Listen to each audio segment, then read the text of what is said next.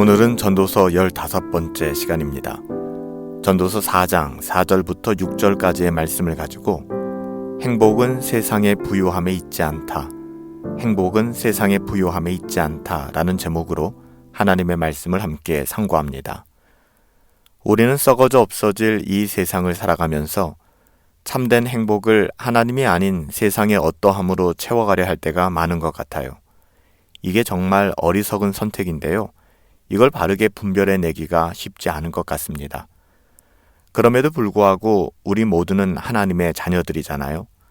하나님께서 이미 우리 주 예수 그리스도로 말미암아 이 세상의 가치와 싸워 이기셨고요. 우리도 그분 안에서 또한 세상과 싸워 이긴 자임을 믿습니다.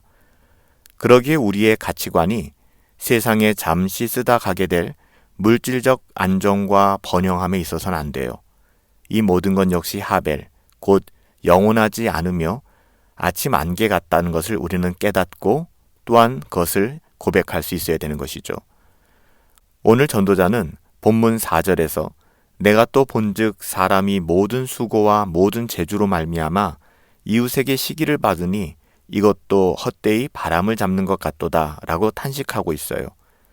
여기서 전도자가 말하는 모든 재주라고 하는 것은 시브리 원어로 우리가 하는 모든 일을 성공하는 것을 의미해요. 모든 일에 성공적인 것을 의미하는 것이죠. 성공하면 좋아요.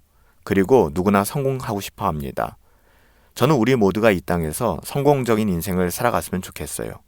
하지만 그 성공이라고 하는 것 역시 잠시 지나가는 꿈결 같은 것이며 우리가 우리의 영혼을 걸 만큼 영원하고 가치 있는 것이 아니라고 전도자는 지금 교훈하고 있는 거예요. 사람이 이 땅에서 모든 수고를 더하여 자신이 하는 일에 있어서 놀라운 성공을 거두었다 할지라도 그것이 오히려 그에게 올무가 될 수 있다라고 경고하고 있는 거예요. 그래서 전도자는 이 또한 궁극적으로는 하벨이라고 그렇게 고백하고 있는 것이죠. 우리나라 고려시대에 김부식 선생님이 한 이야기인데요. 검이불루 화이부치라는 이야기가 있어요. 검소하되 누추하지 않고 화려하나 사치스럽지 않은 삶. 어쩌면 이것이 신자가 추구해야 될 삶의 모습 아닐까요? 우리가 살아가는 이 세상에서는 조건 없이 서로 사랑하고 서로 위로하며 격려하는 그런 따뜻한 관계, 진심 어린 관계를 만나기가 쉽지 않아요. 인간의 본성이 타락하여 이기적이고 악하기 때문이죠. 그래서 누군가의 성공에 진심 어린 축하보다는 시기와 질투가 앞설 때가 많은 것이 사실이고요. 늘 우리는 누군가와 비교하여 살아가는 것이 어떻게 보면 익숙한지도 모르겠습니다. 그래서 절대 평강이라는 것은 꿈도 꾸지 못한 채 이 세상 안에서 말이에요. 그래서 전도자는 이렇게 고백하는 거예요. 내가 또 본즉 사람이 모든 수고와 모든 재주로 말미암아 어떻게 된다고요? 이웃에게 시기를 받으니 이것 또한 헛되이 바람을 잡는 것이구나 라고 고백하는 거예요. 절대 평강이라는 것을 경험할 수 없는 것이죠. 사랑하는 여러분, 그럼에도 불구하고 거듭난 신자들은 어때요? 하나님의 은혜 안에 거하기 때문에 주님이 우리를 사랑하신 그 사랑이 있기 때문에 비로소 형제를 사랑함이 가능해진 거잖아요. 우리가 살아가는 세상은 절대 그럴 수 없어요. 그렇지만 거듭난 하나님의 자녀들에게는 그런 은혜를 주신 거잖아요.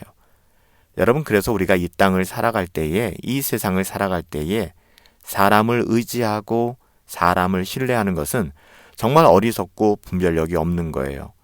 사람은 그 누구든 간에 우리가 사랑해야 될 대상이고 섬겨야 될 대상이지 결코 우리가 신뢰할 대상이 될 수 없다는 것입니다. 그렇다고 오늘 전도자의 말이 게으름을 정당화하는 억지 논리로 끌고 가서는 안 돼요. 열심히 해봤자 사람들에게 시기, 질투만 가득하게 만들 게 뻔하니까 적당히 사는 게 복이야. 이렇게 억지 주장을 펴서는 안 됩니다. 절대 그렇지 않아요.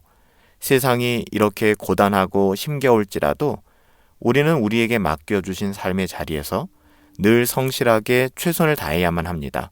이게 하나님의 궁극적인 뜻이기 때문에 그래요. 그래서 전도자는 5절에서 이렇게 이야기하는 거예요.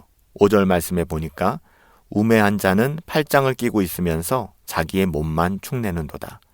여기서 팔짱을 끼고 있다는 것은 손을 접다, 손을 모으다라는 뜻인데요. 이것은 게으른 자의 모습을 묘사하고 있는 거예요. 우매한 자는 게으르고 손으로 일하기를 싫어한다는 것이죠. 이것은 하나님의 뜻이 아닙니다. 그렇게 살아가서는 안 돼요. 또한 5절 말씀 하반부에 보니까 자기 몸만 축낸다라고 이야기하는데요. 이것은 우리말에 보면 제사를 깎아먹는다는 말이 있죠. 이 말과 같은 의미예요. 이어서 전도자는 마지막 6절에 두 손에 가득하고 수고하며 바람을 잡는 것보다 한 손에만 가득하고 평온함이 더 나으니라 이렇게 이야기합니다. 이게 무슨 말일까요? 물론 이 땅에서 두 손에 가득하고 풍족한 것을 그 누가 싫어하겠습니까? 인지상정 아무도 없을 것입니다. 그런데 단지 이 땅에서 소득이 많다는 것이 반드시 행복한 삶을 보장하는 것이 아니다라고 이야기하는 거예요. 우리는 어쩌면 그런 기대감에 빠져서 정말 중요한 것을 놓친 채 헛되고 수고로운 고생만 더하며 살아가는지도 모르겠어요. 그래서 잠언 기자는 잠언 15장 16절 17절에서 가산이 적어도 여호와를 경외하는 것이 크게 부하고 번뇌하는 것보다 나으니라. 보통의 채소를 먹으며 서로 사랑하는 것이 살진 소를 먹으며 서로 미워하는 것보다 나으니라 이렇게 교훈하고 있는 거예요. 소득이 좀 적더라도 가정에 평안이 깃들고 가족 모두가 사랑함으로 경건한 삶을 살아갈 수만 있다면 이보다 더한 행복은 없다는 것이죠. 참된 행복은요, 물질적 소득이 많고 적음에 달려있는 것이 아니에요. 하나님을 바라보심으로 마음의 평안을 얻을 수 있는 참된 행복한 삶, 참된 행복을 누리는 삶, 그렇게 살아갈 수 있게 되기를 예수님의 이름으로 축복합니다. 살아계신 아버지 하나님, 이 세상에서의 행복이 우리가 생각하는 물질의 풍성함에 달려있지 않음을 깨닫게 하여 주시니 감사를 드립니다. 우리가 이 땅을 살아가면서 하게 되는 모든 선택과 결정 그리고 가치관들이 세상에서 썩어질 물질에만 매여 있지 않게 하시고 오직 하나님의 뜻을 구하며 감사함으로 살아갈 수 있도록 은혜 내려 주시옵소서. 예수님의 이름으로 기도하옵나이다. 아멘. 참된 행복은 물질의 풍성함에 있는 것이 아니에요. 그런데 우리는 너무 쉽게 물질의 풍성함이 나의 삶의 행복을 좌우한다고 착각하며 살아가게 되는 것 같아요. 오늘도 눈에 보이는 어떠함이 아니라 하나님의 뜻을 분별하시며 하나님의 자녀답게 주어진 삶을 감사함으로 성실하게 살아가실 수 있게 되기를 예수님의 이름으로 축복합니다. 오늘 하루도 성령으로 충만하시고 주님의 뜻 안에서 행복하십시오.